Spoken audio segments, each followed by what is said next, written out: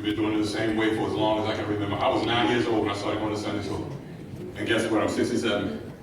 And they still doing Sunday school the same way we did it when I was 9 years old. We got the Sunday school book, we get the Sunday school lesson, we sit there and teach, we take up the offering. And we come back to review the next week and don't so remember nothing that was been taught.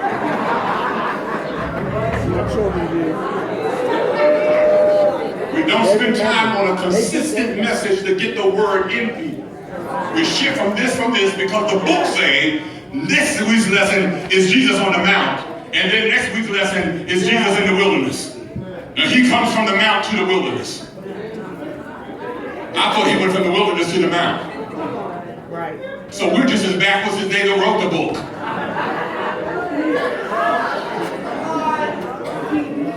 What would it be like if we put down the Sunday school books and spending all this money to companies that's writing lessons for us, and we develop our own lessons through the Word of God? I believe that. We get on a topic and let that topic run for 2 months until everybody got it, and then we shift it.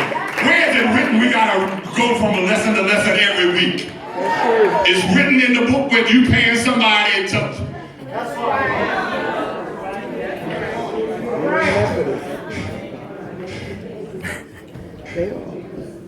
Online Bible class. They can't get the Bible class, we'll send Bible class to them. Huh? We'll connect it up to some wires. 70K. And on Tuesday night, I'm sitting behind the desk in the office, and all the members sitting out there, and I'm just a teaching, and they just are taking notes and writing. How about that?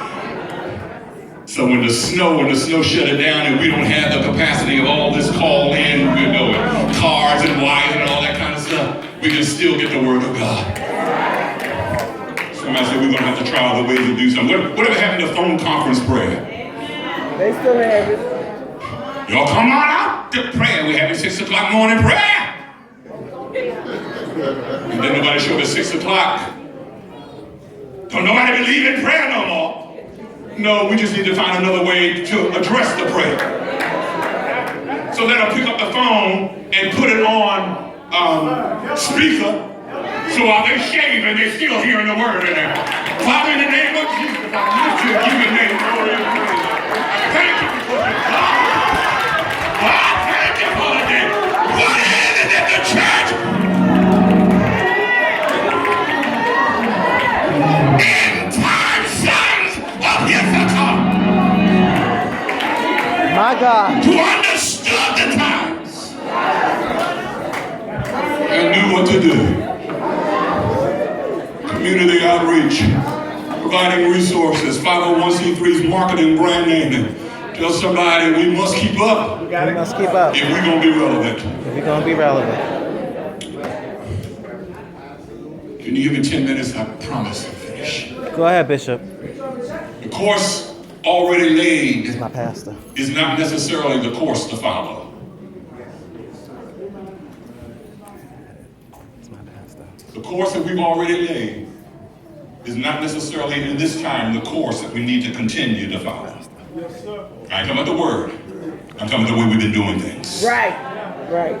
The Lord said to me years and years ago that though we were organizational in our structure, we could not be in our function. Mm-hmm.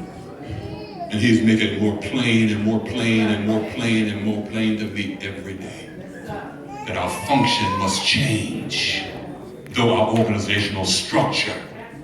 Amazing. I think that's what's going to make that look different. Mm-hmm.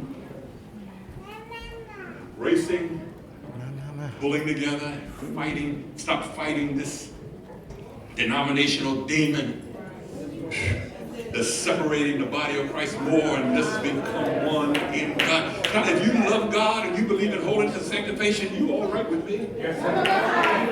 You okay? I don't care if you believe women need to wear a hat or don't have it. You know, we'll cooperate. We'll call everybody together, and on Sunday we'll all wear hats. We'll call it Hat Sunday. And then the following Sunday we'll call Bare Hair Sunday. And then we'll have Hymn Sunday. And then we'll have Contemporary Sunday. That's it. We'll have Fashion Sunday. And then dress down Sunday. Yes. Makeup Sunday and no makeup Sunday.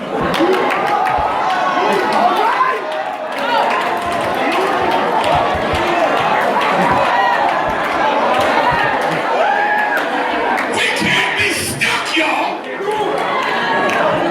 We got a generation that we don't have to win. And there are all kinds of stuff out there. A whole lot of folk don't come to church because they don't feel dressy enough. And when they come with their little tight stuff on,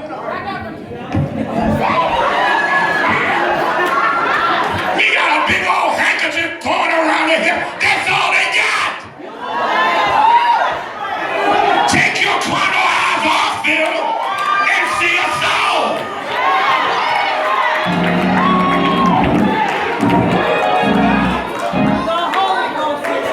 My God. She come in.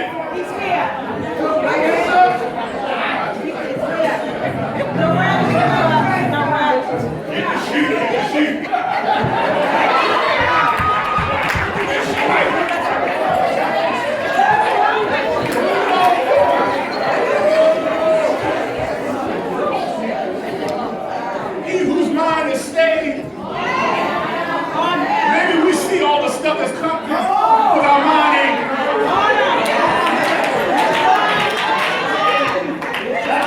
Maybe we got the lust of your eyes.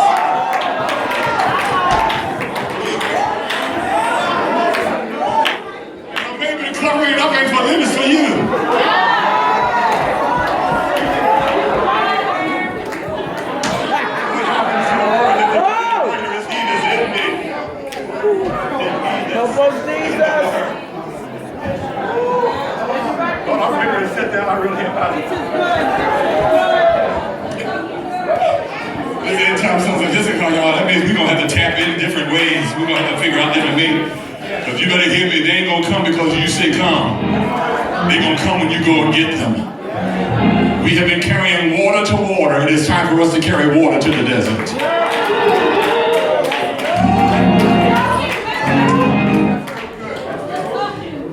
Time for us to carry water to the desert. It's supposed to water the water.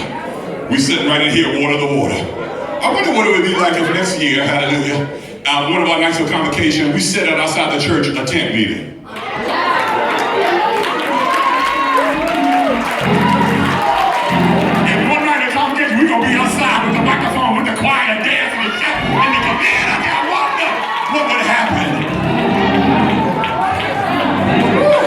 And they got little hot dog and refreshments on the side, hallelujah.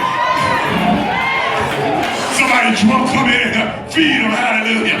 While we dancing and preaching, feed them. They that win it souls.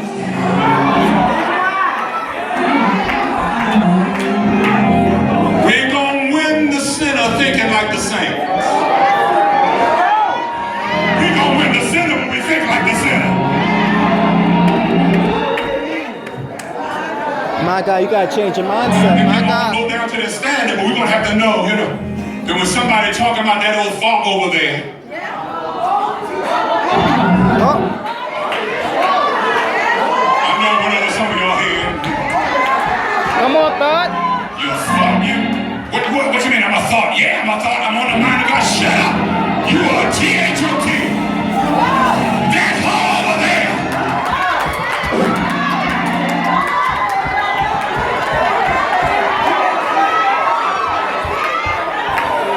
You so they don't understand no tongue.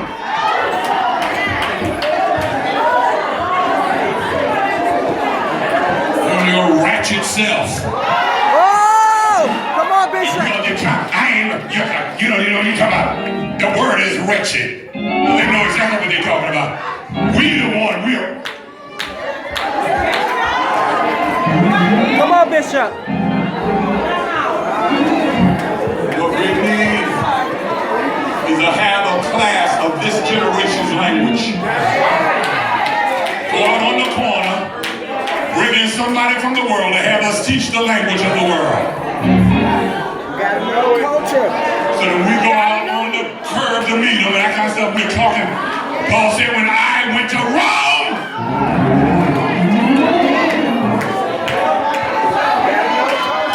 I took on the culture. Gotta know culture. Not to become a Rome, but to win Rome. Gotta know the culture. End time sons of Issacar. Understanding the times and knowing what to do about them.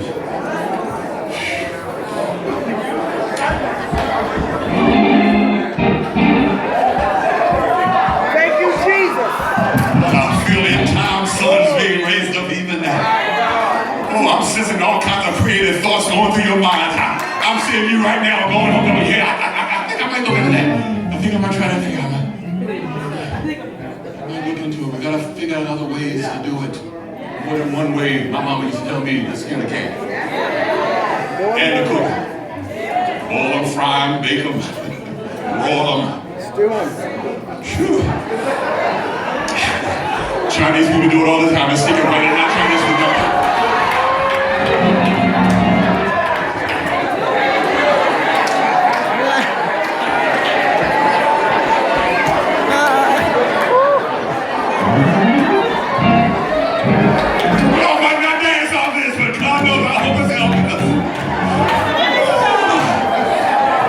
Chinese food people. We're living in crucial transitional times. It is time for special understanding, times for real discernment, laying aside all the stuff that has caused us to be laid aside. These times require people, sons like the sons of Issacar, who not only understood the time but knew what to do. Times are also stated as trends. What are the trends of our time? Hear me. Sunday school is no longer a trend in this time. Though we can't throw away Sunday school study. Right. We have to find other ways. Other ways. Methods. Hallelujah. I remember back in the day, church was full of Sunday school. I'm telling you. Church was full at prayer time. Yes. Call Sunday school now. Call prayer now. We don't throw it out. We find other ways to continue it, to fulfill it. Let me say this in my closing. I still got about 4 pages of notes, so I'm just skip over it.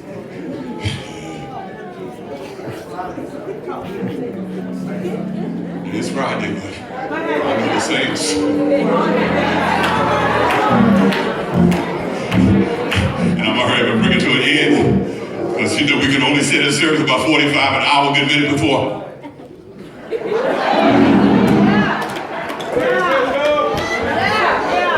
So because my name is not Bishop, who was that on Poplar Grove in Baltimore? Bloomingdale. Bishop, somebody had a water pistol. Bishop Carr. Yeah, right. Bishop. Every Holdeth had a water pistol under the pulpit. And when he was preaching, if he saw somebody dozing off, he got their pistol and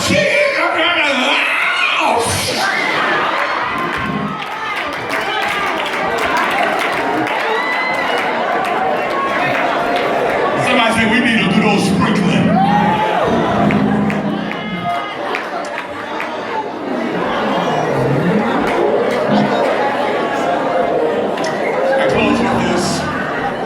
Skip 2 pages to get to this point. In the book of Nehemiah, God's chosen people are going through, like we're going through today, with national, cultural, family crisis. Their captives had torn down Jerusalem as it faces walls, and the Bible said that the people had been in exile for 150 years. During the scripture declares unto us the crucial times, God raised up 2 men willing to lead the people through their physical ruin. God put a fire in Nehemiah and in Ezra, and they led people to revival. The one thing that I saw in scripture is that Nehemiah and Ezra understood that in order to rebuild a broken society, You must not only rebuild the walls, but you got to rebuild the people. Could it be that we're spending more time building walls than building people? Oh my God. Jesus, help us. Ain't nothing wrong with building walls. But make sure you got people in the walls. Because if not, you can have bodies there and not have people. You can have a great old building called morgues, where you got walking dead, dancing dead. Thank you, cousin. In time, sons of Issacar, they understood the times, and they knew what to do. Everybody stand.